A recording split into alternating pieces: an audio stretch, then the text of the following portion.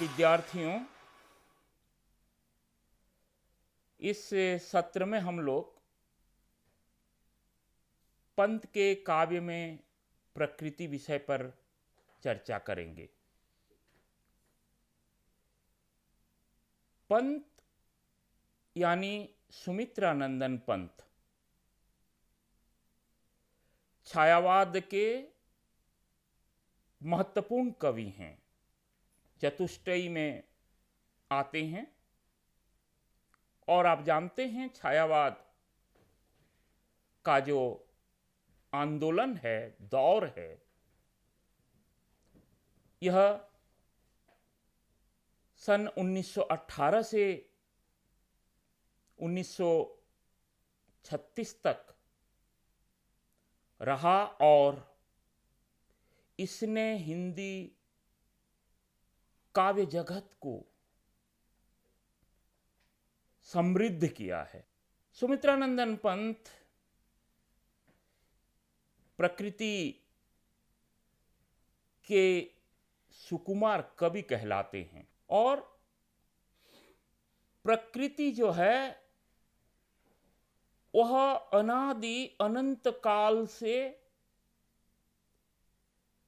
मनुष्य की सहचरी के रूप में, सखी के रूप में हमेशा सामने आई है। सुमित्रानंदन पंत ने अपनी तमाम काव्य कृतियों में इस प्रकृति के विभिन्न रूपों का, उसके सौंदर्य का, उसकी छटा का मोहक चित्रण हमारे सामने रखा है। प्रकृति के मोहक रूप के प्रति वो इतने आसक्त थे कि उसके समक्ष नारी के रूप वैभव को भी त्यागने के लिए प्रस्तुत थे। तभी तो पंत जी ने अपनी रचनाओं के मार्फत से व्यक्त किया है, छोड़ द्रुमों की मृदु छाया, तोड़ प्रकृति से माया,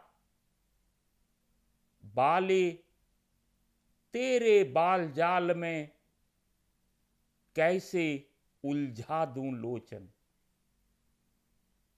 अर्थात पंत जी ने अपनी कल्पना और सृजनशीलता के माध्यम से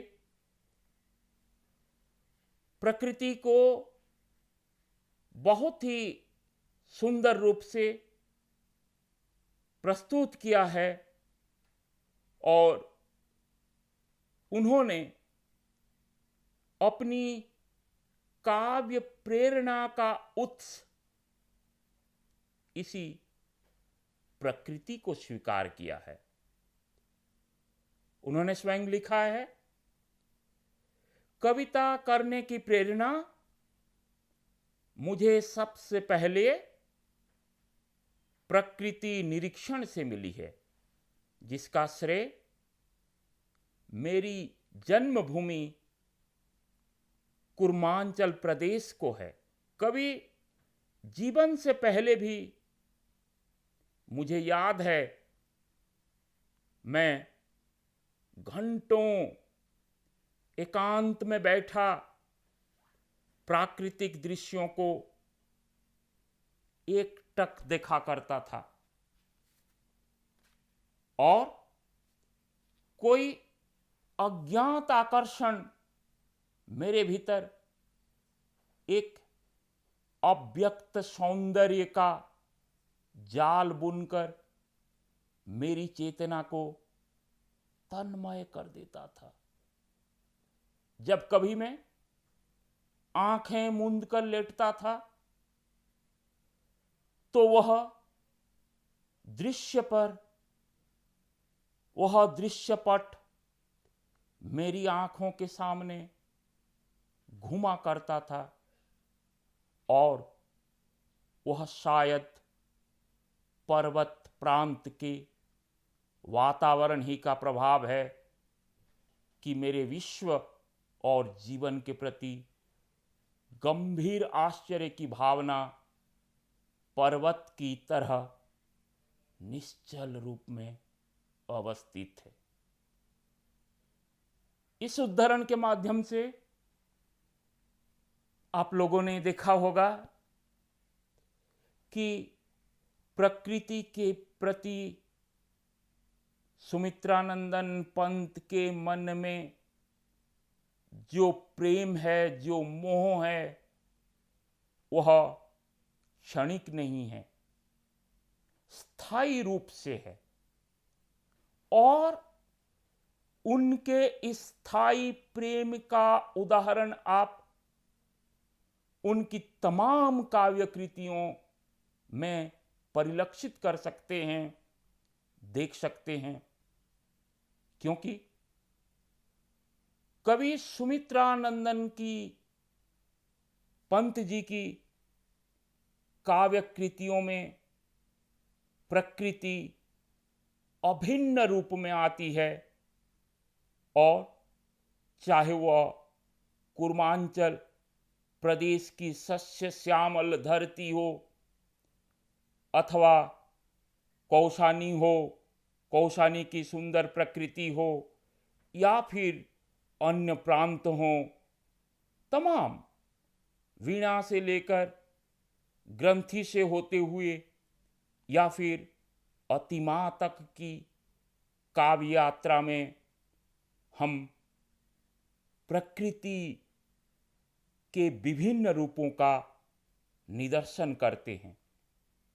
प्रकृति संबंधी उनके दृष्टिकोण को क्रमिक विकास के रूप में दिखाने के लिए उनकी प्रकृति चेतना से परिचित होने के लिए सबसे पहले हम वीणा में उनकी दृष्टि का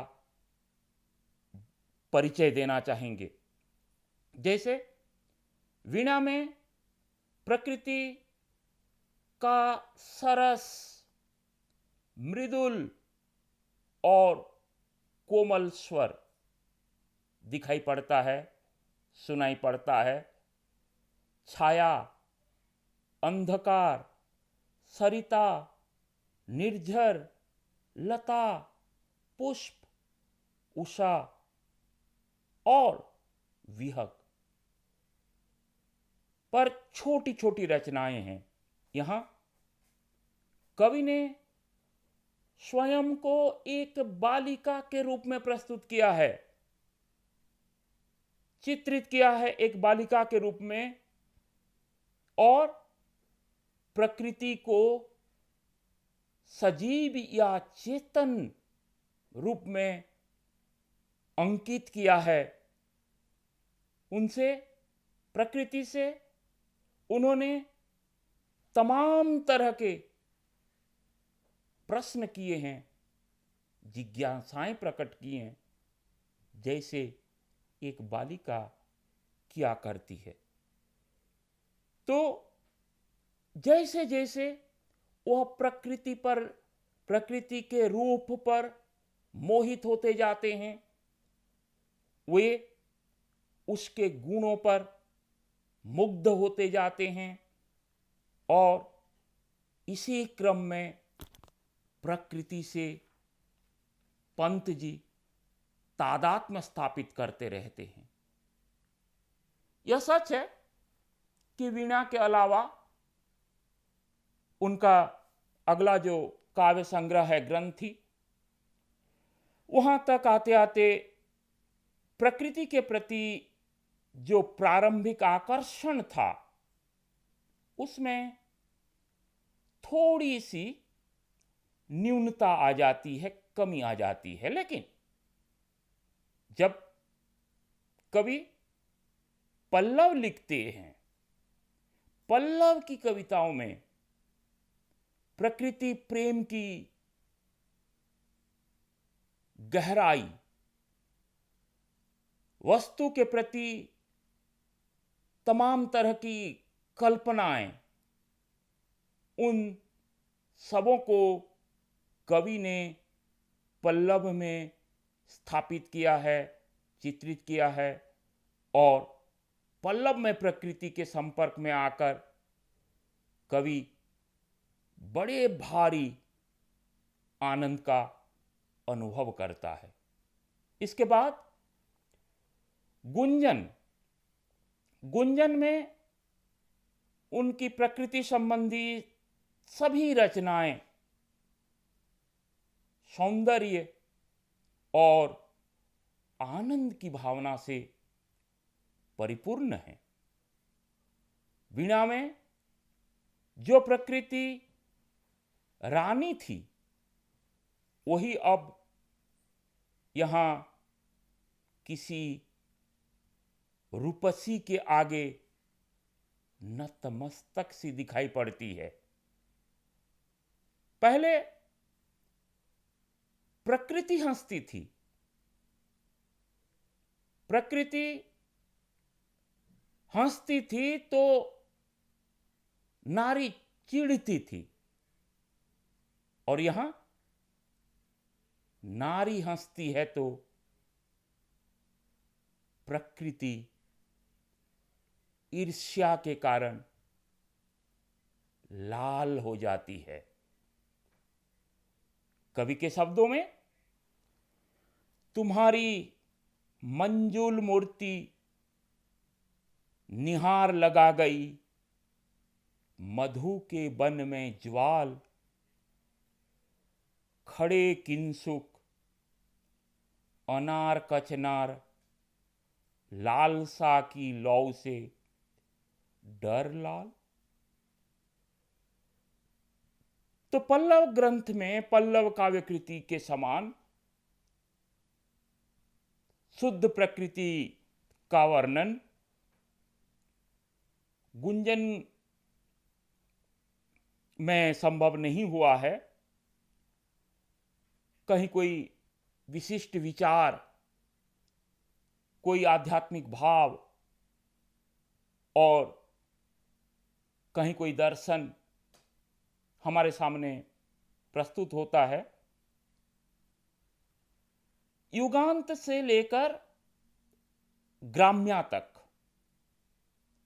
आप जानते हैं कि युगांत पंत जी का एक काव्य संग्रह है, 1936 के आसपास उसका प्रकाशन होता है। तो उस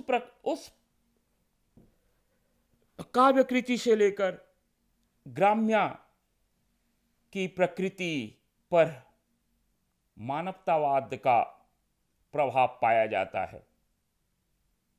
यहां मनुष्यता या मानव को कवि महत्व देता है।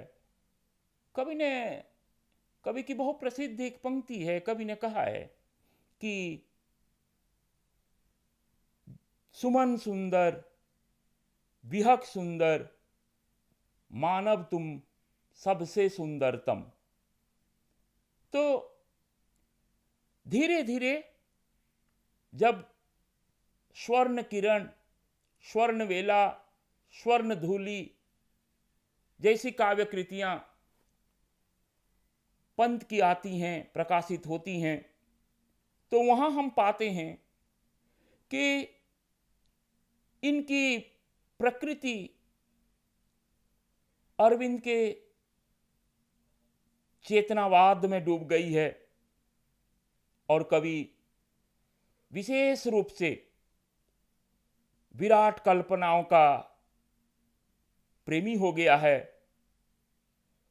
आत्मा की गरिमा पर बल देता है और इस प्रकार से हम ये पाते हैं कि प्रकृति संबंधी उनकी दृष्टि उनकी कविताओं में विभिन्न रूप में परिवर्तित होती दिखाई पड़ती है। अब हम उनकी कविताओं के मार्फत से प्रकृति के जो चित्रण हैं, जिन्हें हम काव्य शास्त्रीय भाषा में कहें आलंबन के रूप में प्रकृति, उद्दीपन के रूप में प्रकृति, यानी प्रकृति के विविध रूपों को किस प्रकार से सुमित्रानंदन पंत ने अपनी कविताओं में चित्रित किया है, उस पर थोड़ी सी चर्चा करते हैं। आलंबन रूप में प्रकृति पर जब हम बात करते हैं तो आपको पता होगा कि छायावादी कविता की सबसे बड़ी विशेषता प्रकृति का आलंबन रूप है। और आलंबन रूप क्या होता है? यह रूप, इस रूप में प्रकृति का चित्रण हो रहा है, अर्थात आलंबन रूप में प्रकृति कवि के लिए साधन नहीं बल्कि साध्य बनकर आती है। साधन नहीं, साध्य है। इसमें कवि प्रकृति के दर्शन से आत्मविभोर जैसा हो जाता है और उसके हृदय की मुक्तावस्था दिखाई पड़ती है, या हृदय को मुक्तावस्था की प्राप्ति होती है। यहां प्रकृति का शुद्ध वर्णन होता है और हिंदी आलोचना के शिखर पुरुष आचार्य रामचंद्र शुक्ल ने ऐसे प्रकृति वर्णन को सर्वश्रेष्ठ स्वीकार किया है। इस आलंबन रूप के अंतर्गत हम तमाम तरह की शैलियों का प्रयोग कर सकते हैं। मानवीय रूप में चित्रण, नाम या वस्तु की गणना, ये एक एक शैली होती है। उसमें विस्तार में जाए बिना हम उन कविताओं का नाम गिनाना चाहेंगे जिन कविताओं में कि आप आलंबन रूप में प्रकृति को परिलक्षित कर सकते हैं, पा सकते हैं, ढूंढ सकते हैं। जैसे बादल, वसंत श्री, एक तारा, हाँ एक बहुत महत्वपूर्ण कविता है नौका विहार, जो आपने पढ़ी होगी। हिमाद्री, आंसू, प्रथम रश्मि, और ये जो कविताओं के नाम गिनाए जा रहे हैं, जो बताए जा रहे हैं, जिनका उल्लेख किया जा रहा है, इन कविताओं में आप केवल प्रकृति का आलंबन रूप नहीं देखेंगे, लेकिन यहां आप प्रकृति को एक मान लीजिए कि उपदेशिका के रूप में, प्रकृति के उद्दीपन के रूप में, प्रकृति के रहस्य के रूप में, ये जिन्हें आप कहते हैं कि इन कविताओं में आप बहुआयामीता को पा सकते हैं, देख सकते हैं। आंसू एक कविता है, प्रथम रश्मि है, संध्या है, तमाम तरह की कविताएं हैं जिनमें कि आप आलंबन रूप में प्रकृति का चित्रण पा सकते हैं। अब आप देखिए कवि किस तरह से कविता संभव करता है। लह लह पालक, मह मह धनिया, लौकी औ, सेम फली फैली, मखमली टमाटर हुए लाल, मिर्चों की बड़ी हरी थैली। अर्थात जो विविध फल हैं, विविध सब्जियां हैं, उन सब्जियों का एक साकार बिंब वह अपनी कविताओं के माध्यम से हमारे सामने प्रस्तुत करते हैं। यानी कविवर पंत ने अपनी कविताओं के माध्यम से निर्जीव, निष्प्राण वस्तुओं में भी चेतनता का आरोप करते हैं। जैसे चांदनी को जब वो चित्रित करते हैं, चांदनी का जब वो चित्रण करते हैं, तब वो एक नव युवती के तौर पर अंकित करते हैं, जो जिसे आप प्रकृति का मानवीकरण का बड़ा उदाहरण मान सकते हैं। जैसे नीले नभ के सतदल पर वह बैठी शरद हासिनी, मृदु करतल पर शशि मुखधर, नीरव अनिमिष एकाकिनी। इस प्रकार से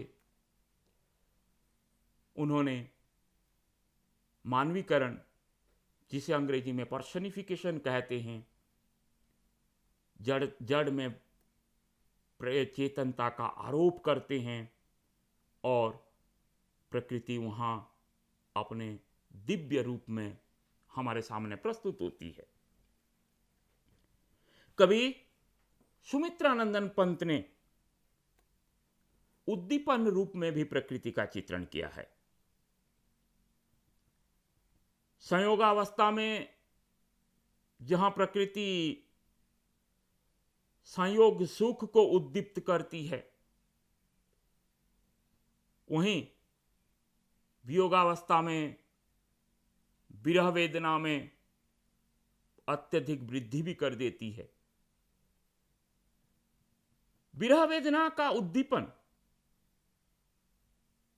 उषा की आशा, संध्या की उदासी, लहरों की अधीरता और सौरभ समीर की ठंडी सांसों से दिखाया गया है। पंक्तियां सुन सकते हैं।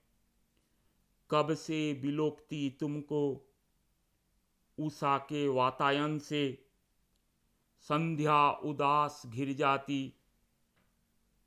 सुने ग्रह के आंगन से, लहरें अधीर सरसी में तुमको ताकती उठ उठ कर, सौरभ समीर रह जाता प्रेयसी ठंडी सांसें भरकर। तो प्रेयसी आलंबन है और रति स्थायी भाव है। उषा, संध्या आदि उद्दीपन है। इस प्रकार से कवि प्रकृति के उद्दीपन रूप का चित्रण हमारे सामने प्रस्तुत किया है।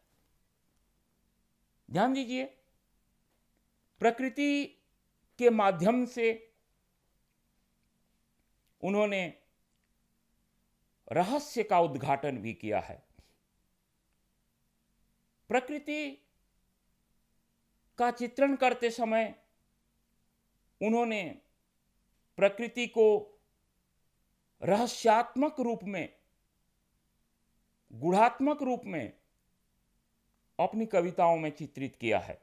अर्थात कवियों ने प्रकृति को जो एक अगोचर, अव्यक्त सत्ता के रूप में चित्रित किया है,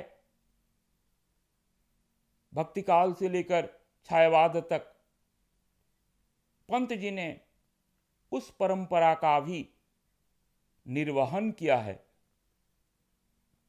जैसे मौन निमंत्रण कविता में या फिर नौका विहार कविता में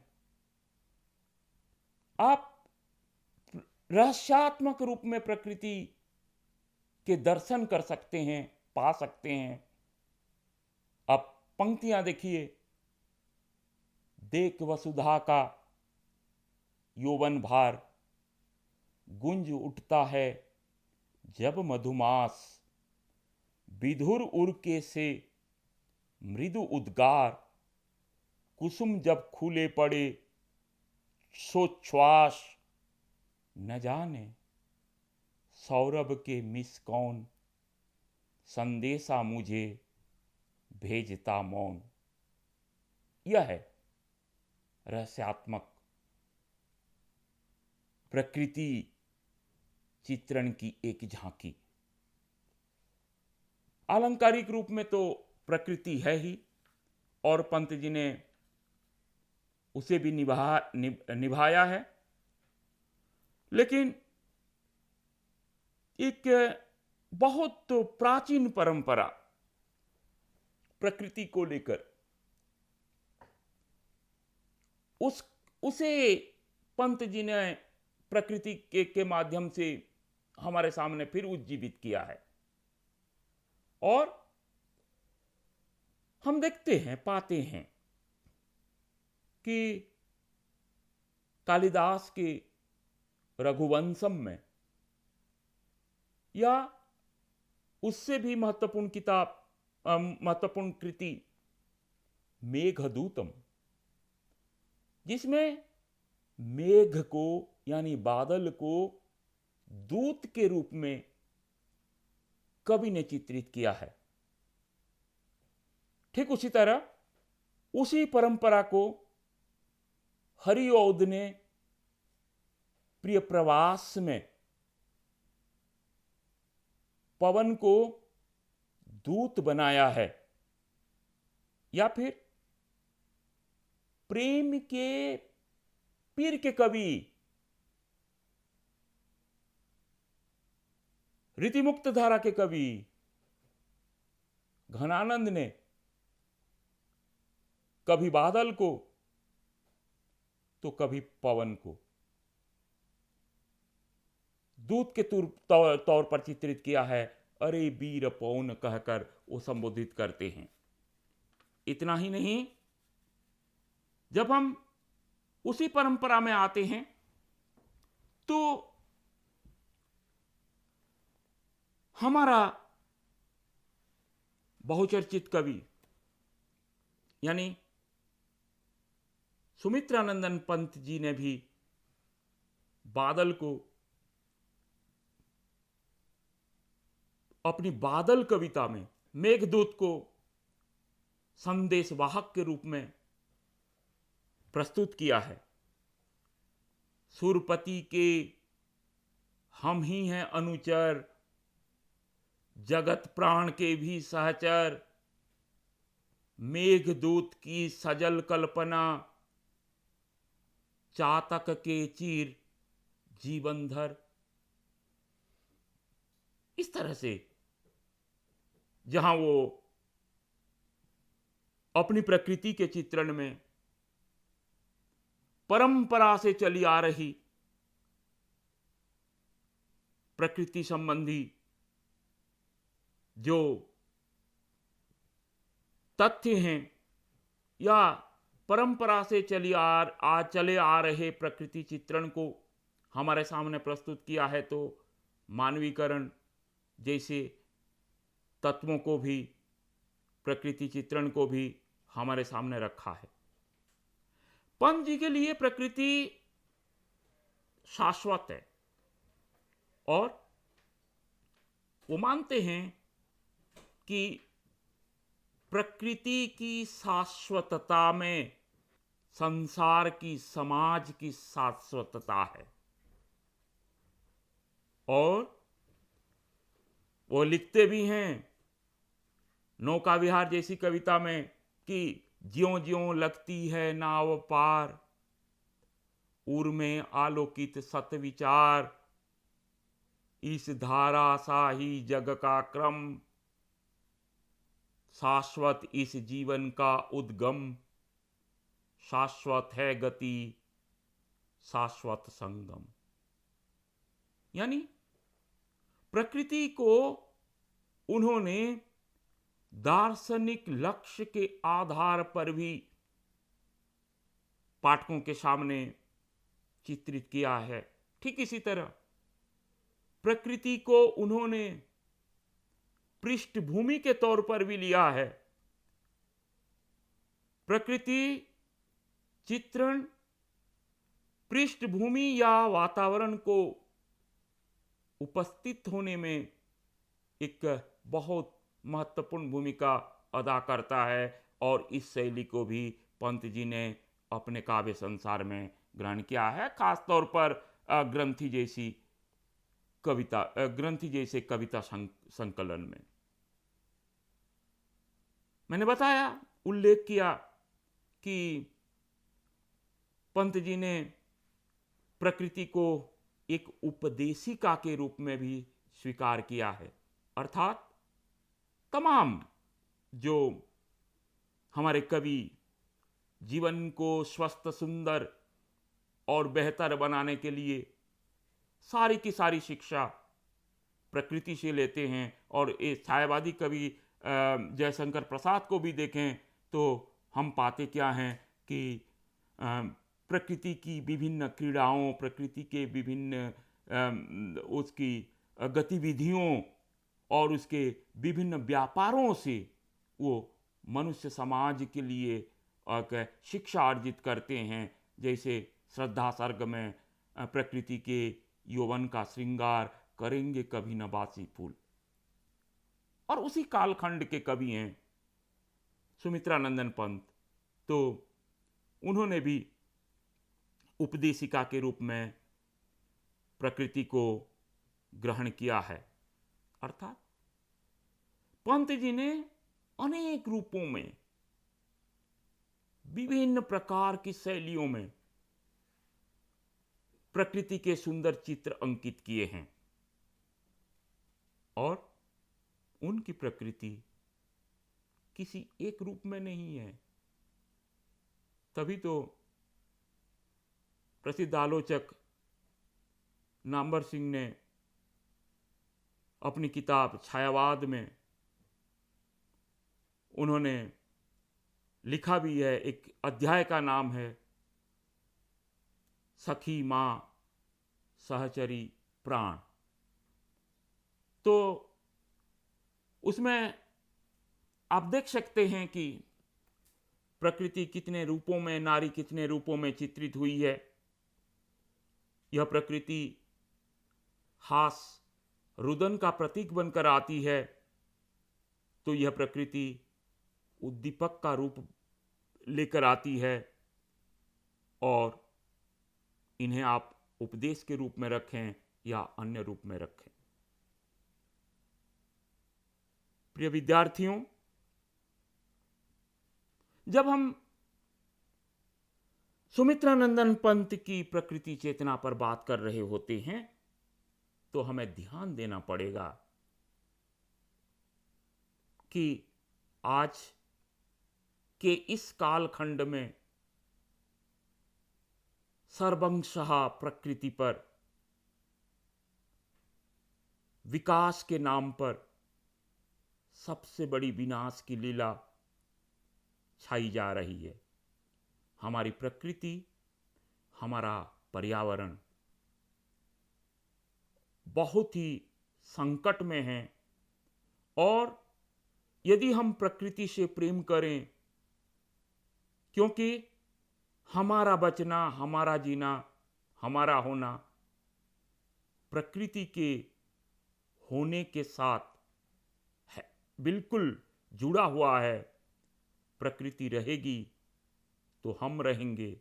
तो जाहिर सी बात है कि जिस प्रकार से सुमित्रानंदन पंत ने प्रकृति से अगाध प्रेम किया था, तो इस अध्याय से हम भी यह सीखें कि पेड़, पौधे, जल, जंगल से हमारा लगाव रहे, ताकि हम एक सुंदर और बेहतर भारत और विश्व की परिकल्पना कर सकते हैं, जिसमें कि मनुष्यता के सामने, जो प्रकृति के सामने बहुत बड़ा खतरा है, उसे हम टाल सकते हैं। आप सबों को बहुत बहुत बहुत धन्यवाद।